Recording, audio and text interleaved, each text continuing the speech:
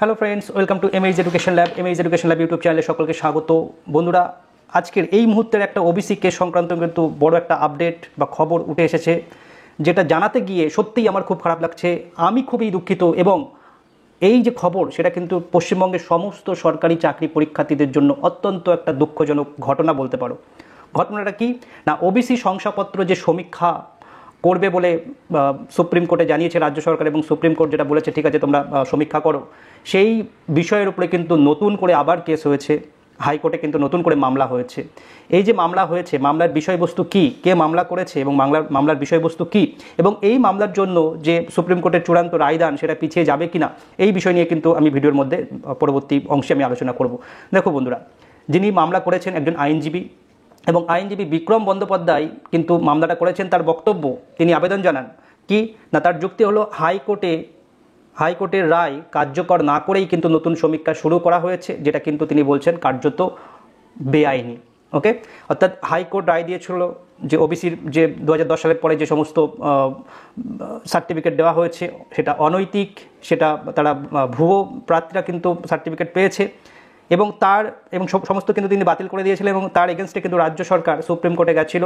Supreme court কোনো রকম stay order দেয়নি, বরং তাদেরকে সমীক্ষার জন্য পারমিশন দিয়েছে। এবং এটার উপরেই কিন্তু কেসটা হয়েছে, যে যেখানে হাইকোর্ট একটা রায় অলরেডি দিয়েছে এবং সুপ্রিম কোর্ট তার উপরে কোনো স্টে অর্ডার দেয়নি, তারপরেও কেন এই নতুন করে সমীক্ষার কাজ চলছে হাইকোর্টের রায়টা না মেনে। তার কাছে কিন্তু তিনি কিন্তু এটাই আপত্তি জানিয়ে কেস করেছেন। ওকে, এবং এই যে তার যে মামলা, নতুন করে যে মামলার বিষয়বস্তুকে হাইকোর্ট কীভাবে দেখছে সেটা কিন্তু তোমাদেরকে জানা উচিত। যে প্রধান বিচারপতি টি.এস.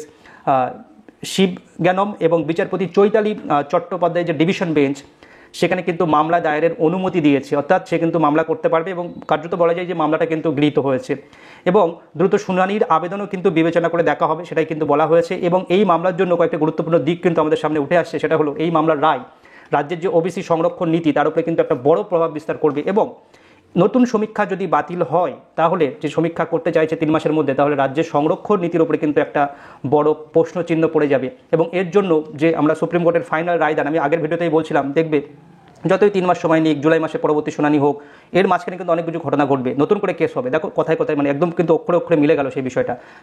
2 দিনের মধ্যেই কিন্তু কেস অলরেডি মামলা কিন্তু আরেকটা নতুন করে মামলা হয়ে গেছে।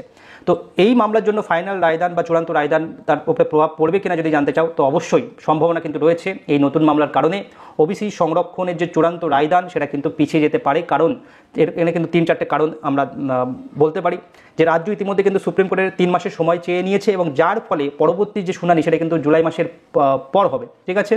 এবং এখন হাইকোর্টের যে নতুন মামলা হওয়ার জন্য রাজ্যের যে সমীক্ষা প্রক্রিয়া এবং ওবিসির যে শংসাপত্র যাচাই নিয়ে যে একটা প্রস্তুতি চলছিল, সেখানে কিন্তু যথেষ্ট একটা আইনি জটিলতা তৈরি হয়েছে, এবং পরবর্তীকালে কিন্তু এই আইনি জটিলতাটা বাড়বে। হাইকোর্ট যদিও এই বিষয়টা যে নতুন মামলা হয়েছে সেটা যদি দ্রুত শুনানি করে, তারপরেও কিন্তু সুপ্রিম কোর্টের যে চূড়ান্ত রায়দান সেটা কিন্তু সঙ্গে সঙ্গে সুপ্রিম কোর্ট সিদ্ধান্তে নাও আসতে পারে, এবং বিষয়টি কিন্তু একটা অনিশ্চয়তার দিকে চলে যাচ্ছে। এই নতুন মামলাটা কিন্তু টোটাল যে বিষয়টা একটা অনিশ্চিত ছিল, সেই অনিশ্চয়তারকে কিন্তু আরও একটু বাড়িয়ে দিয়েছে। ওকে, তো এটাই কিন্তু আজকের একটা গুরুত্বপূর্ণ আপডেট, এবং বলতে পারো বাজে আপডেট, ঠিক আছে। যার যে লক্ষ লক্ষ আমাদের ছাত্রছাত্রীরা, লক্ষ লক্ষ যে চাকরি প্রার্থীরা প্রিপারেশন নেওয়ার কথা ভাবছে, তাদের যে অলরেডি একটা বাজে সিচুয়েশন হয়ে আছে, সেই সিচুয়েশনটা কিন্তু আরও একটু বাজে হলো। তবে আমি শেষ কথা যেটা বলবো, দেখো এখন তোমাদের কি করা উচিত সেই বিষয়ে জ্ঞান দেওয়ার কিন্তু আমার আর বিন্দুমাত্র ইচ্ছা নেই, বা দিলেও সেটা কিন্তু বলতে পারো খুবই বাজে হবে।